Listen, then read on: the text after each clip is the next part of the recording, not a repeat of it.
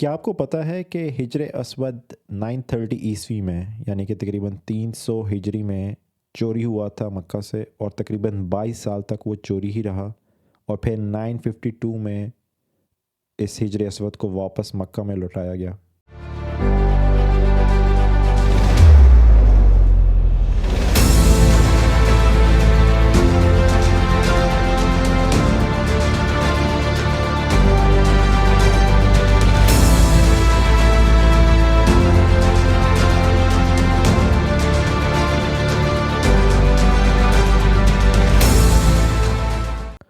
السلام علیکم everyone, welcome to episode 2 of discussing the sects of Islam. اس ایپیسوڈ میں ہم لوگ ڈسکس کریں گے کہ شیعہ ان کا وجود کس طرح آیا، اور اس کے بعد ان کے کتنے شیعہ کے اندر کتنے سیکٹس ہیں۔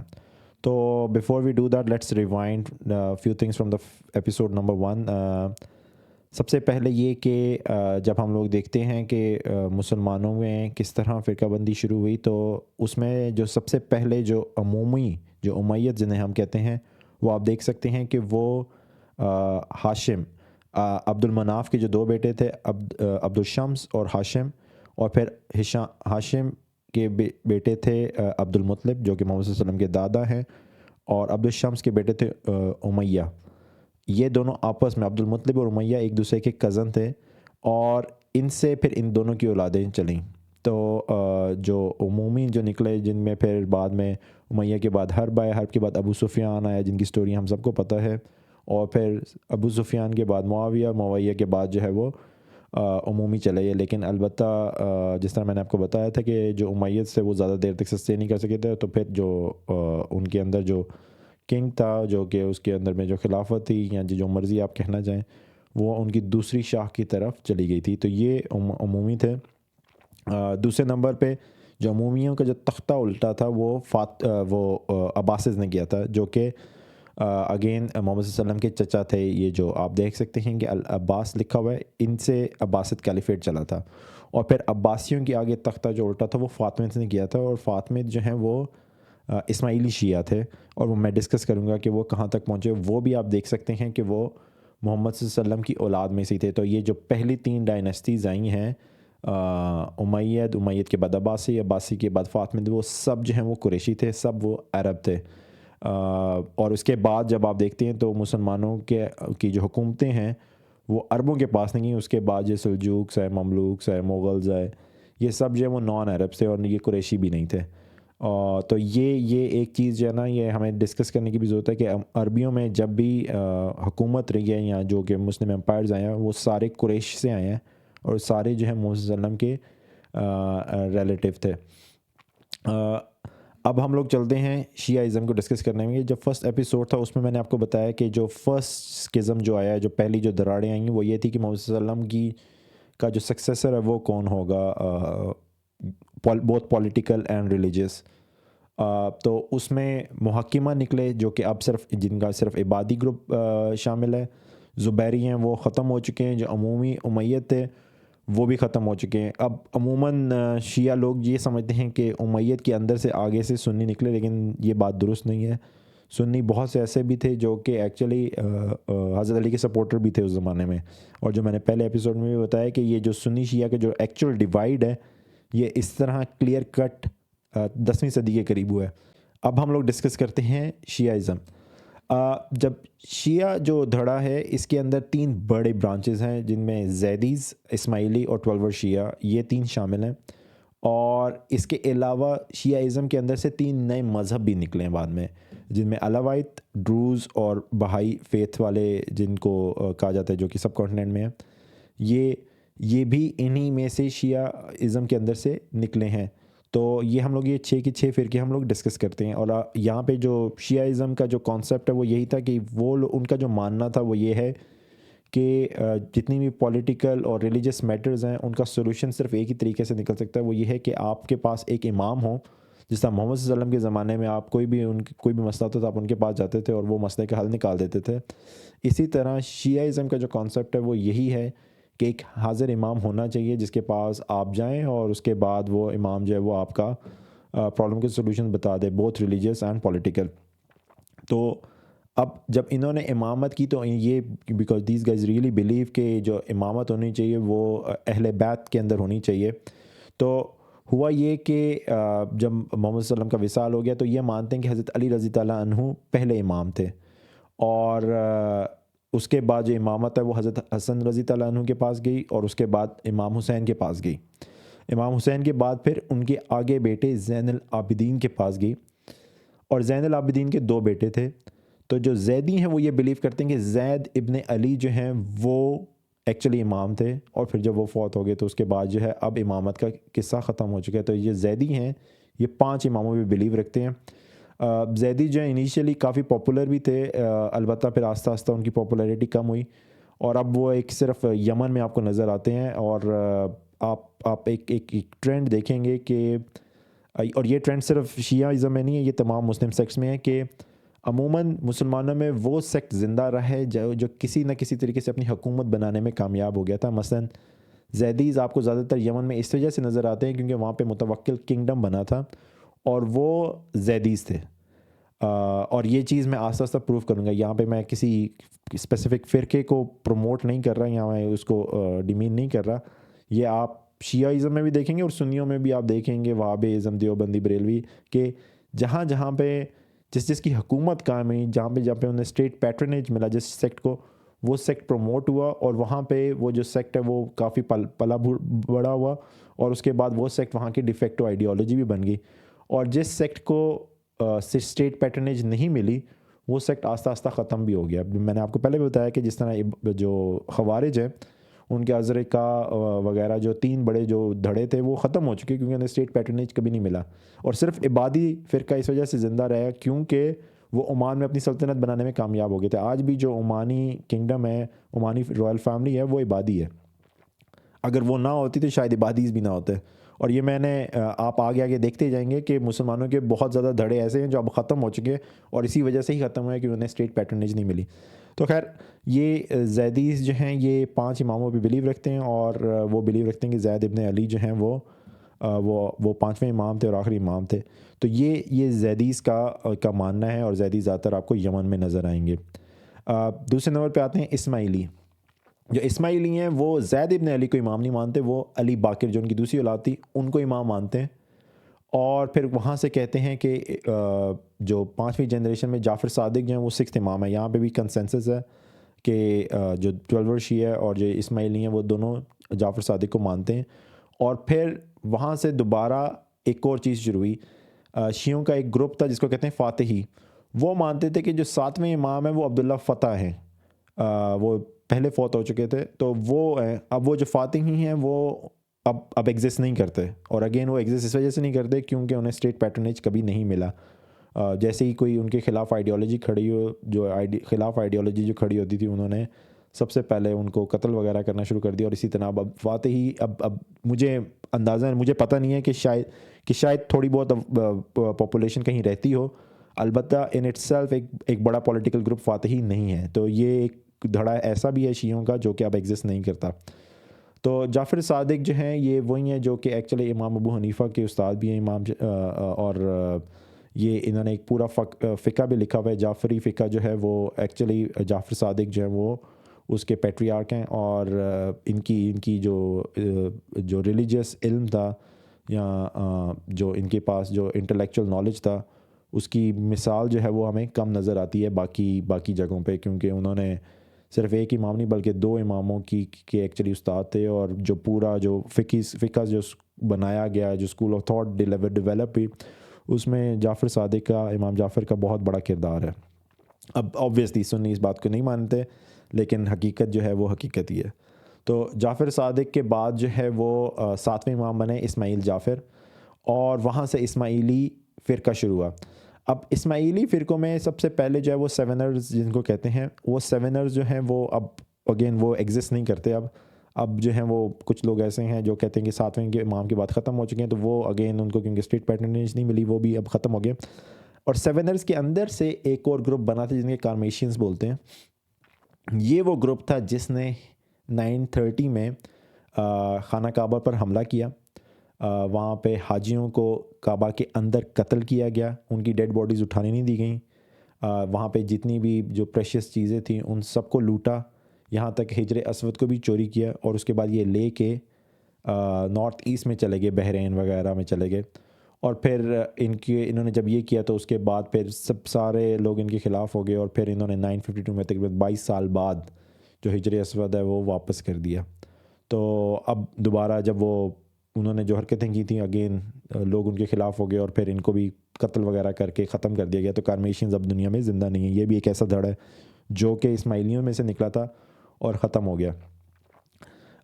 اسماعیلیوں میں پھر آگے اگین مزید 2 گروپ ہیں. ایک کہتے ہیں نظاری، جو نظاری ہیں وہ انہی میں سے پھر آگے بوہری بھی نکلے. نظاری جو ہیں وہ آغا خانی بھی کہلاتے ہیں اب، کیونکہ وہ انہی کی آگے سے امامت میں بلیو رکھتے ہیں، آغا خان کو وہ امام مانتے ہیں. اور پھر دوسرے نمبر پہ مستلی ہیں، جو کہ اب وہ سپلٹ ہو چکے ہیں نظاری سے 13 امام کے بعد.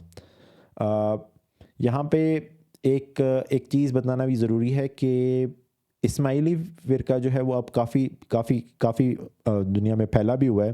آپ کو اس کی پاکٹس نظر آتی ہیں زیادہ تر افریقہ وغیرہ میں. یہ اسماعیلی جو ہیں ان کو اسٹیٹ پیٹرنیج ملی تھی فاطمید کیلیفیٹ کے درمیان میں، جو میں نے پہلے آپ کو بتایا نا کہ عباسیوں کا تختہ الٹا، اب امویت کا تختہ الٹا تھا عباسیوں نے، اور عباسیوں کا تختہ الٹا تھا فاطمید نے. فاطمید جو تھے وہ اسماعیلی شیعہ تھے. جو اسماعیل جب وہ آ گئے تو انہیں اسٹیٹ پیٹرنیج ملی، اور اس کے بعد یہ پھر پھیلے بڑے بوڑھے. اور جو فاطمی تھی ان کا جو ہیڈ کوارٹر تھا وہ ایجپٹ تھا. اور یہی وجہ ہے کہ آپ دیکھتے ہیں کہ جو سب سے زیادہ جو اسماعیلی پائے جاتے ہیں وہ ایکچولی اسی علاقے میں ہی پائے جاتے ہیں. آبویسلی سب کانٹیننٹ میں بھی پائے جاتے ہیں، لیکن جو اگین جو ان کی بڑی پولیٹیکل جو پاکٹ ہے وہ آپ کو وہاں پہ نظر آتی ہے. وہی ٹرینڈ جو میں آپ کو بار بار بتا رہا ہوں کہ آپ کو نظر آئے گا کہ جو بلیف سسٹم جو دھڑے بازی ہوئی ہے اس کا تعلق اس سے نہیں ہے کہ کون بندہ صحیح ہے کون بندہ غلط ہے. آپ کو نظر کہ جو دھڑے بازی ہے وہ اس چیز پہ ہوئی ہے کہ کون کس وقت کہاں پہ اسٹیٹ پیٹرنیج ملی. آگے چلتے ہیں، آگے آتے ہیں. جو تیسرا بڑا گروپ ہے اس کو 12 شیعہ بولتے ہیں. اب وہ یہ مانتے ہیں کہ نہ عبداللہ فتح امام تھے اور نہ ہی اسماعیل جعفر تھے، ایکچولی موسیٰ کاظم تھے. اور وہ انہیں 7واں امام مانتے ہیں. جو ایکچوئل سٹوری ہے وہ یہ ہے کہ ان کے بیٹے جو ہیں وہ فوت ہو گئے تھے، تو وہ کہتے ہیں کہ امامت جو ہے وہ تو کنٹینیو ہونی چاہیے. تو اگر ایک بیٹا مر گیا ہے تو اسماعیلی مانتے ہیں کہ جی وہ امامت وہاں پہ ختم ہو گئی ہیں. جو 12 شیعہ ہیں وہ کہتے ہیں نہیں ایسا نہیں ہے، ایکچولی وہ موسیٰ کاظم جو ہیں وہ کیونکہ امام کا حاضر ہونا ضروری ہوتا ہے. تو خیر یہ موسیٰ کاظم جو ہیں وہ اس وجہ سے وہ ان کو امام مانتے ہیں. اور پھر اس کے بعد سے اس کے بعد علی رضا بنے، محمد تقی بنے، علی ہادی اور حسن عسکری. یہ لوگ یہ ایک کے بعد ایک شیعہ امام بنے، 12 شیعہ جنہیں کہتے ہیں. اور اب وہ مانتے ہیں کہ جو 12ویں امام مہدی ہیں، جو کہ ایکچولی اب روح پوش ہو چکے ہیں. اور وہ پہلے جو ہیں یعنی کہ تھوڑے عرصے کے لیے پہلے جب وہ کیونکہ بالکل بچے تھے جب ان کے والد صاحب فوت ہو گئے تو انہیں ایک جگہ چھپا دی گیا 9-10 سال کے لیے. اور اس کے بعد اب جو ہے وہ 70 اس کے بعد اپنی زندگی کے اگلے جو سال انہوں نے 70 سال گزارے وہ اگین وہ دنیا سے روح پوش ہیں. اور 4 لوگوں کے تھرو وہ دنیا سے کمیونیکیٹ کرتے تھے. اور اس کے بعد اب وہ کافی دیر سے وہ روح پوش ہی ہیں، وہ زندہ ہیں. لیکن اب جو امام مہدی کا کانسیپٹ ہے کہ وہ دنیا کی آخرت میں وہ آئیں گے اور پھر مسلمانوں کو دوبارہ یونائٹ کریں گے اور پھر مسلمانوں کو اکٹھا کریں گے. تو وہ ابھی بھی ان کے مطابق زندہ ہیں اور اس کے بعد انہیں دوبارہ آنا ہے. اب یہاں پہ جو 12 شیعہ ہیں وہ بھی 2 حصوں میں تقسیم ہیں. ایک کو کہتے ہیں اصولی اور ایک کو کہتے ہیں اخبری. جو اخبری ہیں وہ بلیو رکھتے ہیں کہ جو ریلیجیس اسکرپچرز ہیں ان کی لٹرل انڈرسٹینڈنگ ہونی چاہیے. جس طرح آپ کو بتایا گیا ہے، جس طرح آپ کو ورڈ بائی ورڈ بتایا گیا ہے، آپ نے صرف اسی طرح ہی ماننا ہے. آن دا ادر ہینڈ اصولی کہتے ہیں کہ جی ہمیں ریزن تلاش کرنی ہے، ہم نے ریشنالٹی دیکھنی ہے، ہم نے اس کی وجہ تلاش کرنی ہے کہ یہ کیوں کہا گیا. تو یہ ایک ان کا آپس میں بھی ایک تھوڑا فکری اختلاف ہے 12 شیعہ کا. دوبارہ میں نے آپ کو بتایا نا کہ جس طرح آپ دیکھیں گے سارے دھڑے بازیوں کو اسٹیٹ پیٹرنیج ملتا ہے، تو جو 12 شیعہ ہیں ان کی جو سب سے بڑی پاکٹ ہے وہ ایران ہے. اور ایکچولی آپ کو نظر آئے گا کہ ایران جو ہے وہ شیعہ میں شیعہ کنٹری نہیں تھی. یہ جب صفوید امپائر آیا 16 سینچری میں اور 17 سینچری میں، انہوں نے جو 12 شیعہ تھی اس کی آئیڈیالوجی کو اسٹیٹ پیٹرنیج دینا شروع کیا، اس کی آئیڈیالوجی کو اپنایا اس کی آئیڈیالوجی کو اپنایا. اور اس کے بعد پھر انہوں نے آہستہ آہستہ تمام جو باقی فرقے رہتے تھے ایران کے اندر ان کو ختم کر دیا، اور اس طرح پھر ایران جو ہے وہ اب شیعہ کنٹری بن گیا۔ تو اگین آپ نے دیکھا کہ زیدی جو ہیں وہ یمن میں اسی وجہ سے اب مشہور ہے، کیونکہ زیدی کے ایک متوکل کنگڈم تھا جو کہ زیدی تھا۔ آپ کو اسماعیلی کا نظر آ گیا جو کہ ایکچولی فاطمید امپائر تھا، جس کی وجہ جن کو اسٹیٹ پیٹرنیج، اور 12 شیعہ کو ایران کی صفوید امپائر کی وجہ سے اسٹیٹ پیٹرنیج تھی۔ اور تو یہ تین بڑے فرقے ہیں شیعہ کے۔ اور اس کے بعد اگلا آپ دیکھتے ہیں کہ اس کے اندر سے شیعہ کے اندر سے 3 مزید ریلیجن بھی نکلے ہیں، باقاعدہ ریلیجن جو کہ علیحدہ ہو چکے ہیں۔ اس میں سب سے پہلے جو ہیں وہ 12 شیعہ میں سے علوائت نکلے۔ علوائت جو ہیں وہ سیریا میں، یعنی سیریا میں پائے جاتے ہیں۔ جو بشار الاسد ہیں وہ ایکچولی علوی ہیں، انہیں مسلمان نہیں کہا جاتا، ان کو علوی کہا جاتا ہے، لیکن انہیں ایران کی پیٹرنیج حاصل ہے۔ ایران جو ہے وہ انہیں سیریا کو بہت زیادہ سپورٹ کرتا ہے، حالانکہ وہ مسلمان نہیں ہے۔ اس کی وجہ یہ ہے کہ ان کے اندر ایک جگہ جا کے کوارڈینیشن ہے، ایک جگہ جا کے ان کی جو آئیڈیالوجی ہے وہ سیم ہوتی ہے، کیونکہ ابن نصیر جو ہیں وہ مانا جاتا ہے کہ وہ مینٹور تھے، وہ ٹیچر تھے حسن عسکری کی، جو کہ 11ویں امام ہیں ان کے تھے۔ اب جو علوائت ہیں وہ انہیں امام مہدی مانتے ہیں۔ تو یہ ایک فرق ہے، جو 12 شیعہ جو کہ ایران کی آئیڈیالوجی ہے، اور علوائت جو کہ ان کی آئیڈیالوجی ہے۔ خیر اس کے بعد علوائت جو ہیں ڈفرینٹ اور بھی اب ان کے اندر آئیڈیالوجیز آ گئی ہیں، ڈفرینٹ لوگوں کو وہ پیغمبر بھی مانتے ہیں، لیکن یہ ایک بڑا اختلاف ہے جس کی وجہ سے علوائت جو ہیں وہ ایک الگ ریلیجن بن چکا ہے۔ پھر اسماعیلیوں کے درمیان اسماعیلیوں کے اندر سے باقی فرقے تو بنے ہی بنے، اس کے علاوہ 11ویں سینچری میں ڈروز بنے۔ ڈروز جو ہیں وہ الحاکم کو امام مہدی میں مانتے ہیں، اور یہ لوگ زیادہ تر ان کی جو آئیڈیالوجی وہ ایکچولی کلیئر نہیں ہے، کیونکہ کچھ ڈروز کچھ مانتے ہیں، کچھ لوگوں کو وہ خدا بھی مانتے ہیں، جس میں سوکریٹس کو بھی وہ پیغمبر بھی مانتے ہیں۔ تو ان کی جو آئیڈیالوجی ہے اس کو ایگزیکٹلی انڈرسٹینڈنگ مجھے اتنی زیادہ نہیں ہے، البتہ یہ مجھے ضرور پتہ ہے کہ ان کا جو سپلٹ ہے مسلمانوں سے وہ یہی ہے کہ وہ الحاکم کو امام مہدی مانتے ہیں۔ پھر 19ویں صدی میں بہائی فیتھ جو ہے وہ بنا، اور ان کے نزدیک جو بہاؤل ہیں وہ پروفٹ ہیں، اور یہ لوگ جو ہیں زیادہ تر سب کانٹیننٹ میں پائے جاتے ہیں۔ ان کا جو اب ہیڈ کوارٹر ہے وہ اسرائیل شفٹ ہو چکا ہے، لیکن یہ جو بہائی فیتھ ہے یہ ابھی بھی زندہ ہے، اور یہ دوبارہ جو ہے اسماعیلی شیعہ جو ہے ان کے اندر سے علیحدہ ہوا ہے۔ تو یہ 3 ریلیجن ہیں جو کہ ایکچولی شیعہ کے اندر سے دوبارہ بنے۔ اب یہ میں نے آپ کو بتا دیا کہ شیعہ کا کیا ہے۔ اب اگر ہم لوگ ایکچولی اس کا ایک جائزہ لیتے ہیں کہ شیعہ کی جو آئیڈیالوجی ہے، جہاں پہ وہ 2 چیزیں مانتے ہیں کہ ایک امام کا ہونا ضروری ہے، اور دوسرے نمبر پہ یہ کہ امام جو ہے وہ اہل بیت میں سے ہونا چاہیے۔ اس کو اگر ہم لوگ سیکولر وے میں ڈائسیکٹ کرنا چاہیں تو وہ کس طرح دیکھیں گے؟ اب آبویسلی وہ جو بلیو رکھتے ہیں کہ امام کا ہونا، تو اسے امام کا حاضر ہونا ضروری ہے، تو یہ اس سے آبویسلی ڈیسیجن میکنگ کافی آسان ہو جاتی ہے کہ جتنے بھی اسلام میں دھڑے بازی ہوئی ہے، اگر آپ سوچیں کہ ایک امام جس پہ سب کا یقین ہوتا اور وہ جورسڈکشن دے دیتا کہ یہ ایسا نہیں ایسا ہے، تو شاید دھڑے بازی ہوتی ہی نہ۔ تو اس میں ان کا جو میرٹ ہے وہ بالکل ہے، لیکن اس کا کاؤنٹر آرگیومنٹ یہ ہے کہ اگر آپ صرف ایک آدمی کو، ایک شخص کو آپ ڈیسیجن میکنگ، اس کو پولیٹیکل ریلیجس لیڈرشپ دے دیتے ہیں تو اس سے کنسنسس ڈیولپ نہیں ہوتا۔ تو بہت زیادہ لوگ ایسے ہوتے ہیں جو کہ شاید نہ مانیں کہ جی یہ میرے ساتھ غلط ہو رہا ہے۔ مثلا حضرت عثمان غنی رضی اللہ عنہ کے اپنے زمانے میں دیکھ لیا ہے کہ لوگ ان کے ڈیسیجن سے خوش نہیں تھے، پھر حضرت علی کے زمانے میں بھی ہم نے دیکھا کہ لوگ ان کے کئی ڈیسیجن سے خوش نہیں تھے۔ تو جب آپ یہ ایک لیتے ہیں نا، ایک پوزیشن لیتے ہیں کہ اس فیملی میں سے یہ بندہ نکلے گا، تو کبھی کبھار آپ کو نظر آتا ہے کہ کنسنسس ڈیولپمنٹ ختم ہو جاتی ہے۔ اور اب ہم پاکستان کی سیاست میں بھی دیکھتے ہیں کہ پی ایم ایل این اور پیپلز پارٹی کیونکہ ایک فیملی سے آتے ہیں، تو وہ اب آہستہ آہستہ ریلیونس لوز کر رہے ہیں، کیونکہ وہ ان کی پارٹی کے اندر خود کنسنسس نہیں ہے۔ تو یہ ایک اس کا کاؤنٹر آرگیومنٹ بھی ہے۔ اوبویسلی میں زیادہ آئی ٹلڈ مور ٹورڈز کہ ایک حاضر امام ہونا ضروری ہے، مسئلوں کا حل، ورنہ دھڑے بازی چلتی رہے گی۔ دوسرے نمبر پہ آ جاتے ہیں پاور ٹرانزیشن۔ اب اگر آپ ایک فیملی کے اندر جو ہے وہ خلافت رکھتے ہیں تو اس کا فائدہ اس وجہ سے کہ آپ کو پتہ ہے کہ اس فیملی کے اندر ہی پاور رہنی ہے، اور جو دوسرے بندے ہیں وہ خواہ جو ہے وہ سیاست بازی نہیں کریں گے، جس طرح کہ ہوا فرسٹ فتنہ سیکنڈ فتنہ میں ہوا۔ تو اس کے فائدے تو ہیں، لیکن اس کے نقصانات یہ ہیں کہ فیملی کے اندر بھی آپ کو نظر آتا ہے کہ ایک بھائی دوسرے بھائی کے خلاف کھڑا ہو جائے، اور یہ ہوا ہے. جو زیدی شیعہ، 12 شیعہ اور اسماعیلی شیعہ ہیں، ان کا تو آپس میں اختلاف ہی ہے کہ کون سا بھائی جو ہے وہ امام تھا.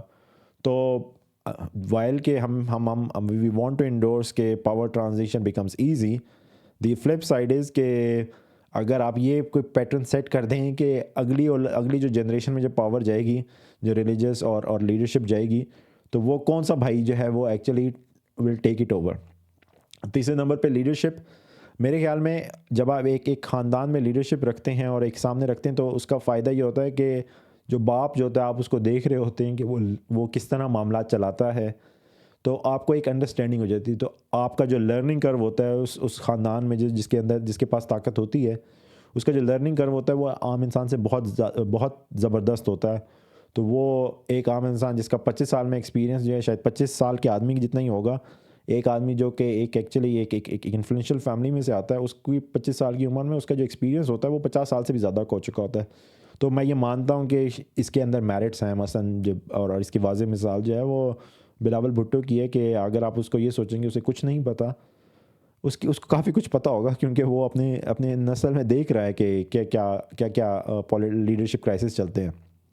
لیکن اس کا فلپ سائڈ یہ ہے کہ اگر آپ لیڈرشپ اسی طرح ٹرانزیشن کرتے ہیں تو آپ میرٹ نہیں رکھ رہے. اگر اس میں کوئی ایک ایسا بچہ جو ہے وہ نالائق نکل آئے تو پھر کیا کریں گے آپ؟ پھر یہ والا جو ماڈل ہے یہ ناکام ہو جاتا ہے. مثلاً اب ہم دیکھ رہے ہیں کہ پیپلز پارٹی کا جو میرٹ بیسڈ لیڈرشپ تھی وہ آہستہ آہستہ ڈیٹیریٹ ہو رہی ہے. کہ ذوالفقار علی بھٹو بہت زبردست لیڈر، اور بے نظیر بھٹو، ذوالفقار علی بھٹو جیسی لیڈر نہیں لیکن ایک اچھی لیڈر. اور پھر بے نظیر بھٹو کا اب آگے جو بلاول بھٹو ہے وہ اوبویسلی اور مزید کم. تو یہ اب چوتھی جنریشن میں جب لیڈرشپ جائے گی تو وہ سیم انٹینسٹی نہیں ہوگی انڈرسٹینڈنگ کی. تو again there is a positive side and there is a negative side as well.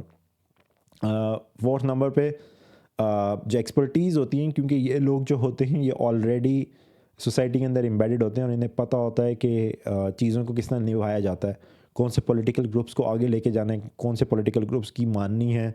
تو یہ ان کی انڈرسٹینڈنگ جو ہوتی ہے کہ عام انسان سے زیادہ ہوتی ہے. لیکن اس کی فلپ سائڈ یہ ہے کہ جب آپ ایک لیڈرشپ ایک خاندان میں رکھتے ہیں تو آپ کو نظر آتا ہے کہ چوتھی یا پانچویں جنریشن میں جا کے یہ چیز جو ہے وہ گڑبڑ ہونا شروع ہو جاتی ہے. اور زیادہ تر یہی ہم نے دیکھا ہے کہ زیادہ تر جو ڈائنیسٹیز ہیں جو فیملی رول میں بلیو رکھتی ہیں وہ 100-200 سال بعد جو ہیں وہ آہستہ آہستہ ڈھلنا شروع ہو جاتی ہیں. اور اگین اس کی واضح مثال جو ہے وہ آپ امیہ دیکھ لیں، فاطمیت دیکھ لیں، اسماعیلی دیکھ لیں، مملوکس دیکھ لیں، مغل دیکھ لیں، آٹومنز دیکھ لیں، تو آپ کو نظر آتا ہے. تو خیر یہ جو میں بحث کر رہا ہوں یہ کرٹیسزم نہیں ہے کسی پر، میں صرف اس کے پازیٹیو سائڈ اور نیگیٹو سائڈ بتا رہا ہوں.